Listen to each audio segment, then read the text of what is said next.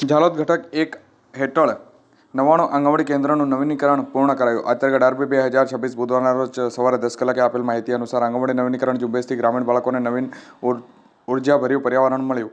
ગુજરાત સરકાર અને મહિલા અને બાળ વિકાસ વિભાગ દ્વારા સમગ્ર રાજ્યમાં જે આંગણવાડી નવીનીકરણ ઝુંબેશ હાથ ધરવામાં આવી રહ્યું છે. આ ઝુંબેશનો મુખ્ય હેતુ આંગણવાડીના જે કેન્દ્રોને વધુ સ્વચ્છ, સુરક્ષિત અને બાળમિત્રપૂર્ણ બનાવવાનો અને નાના બાળકોને આનંદમય અને શૈક્ષણિક વાતાવરણ પૂરું પાડવાનો હતો.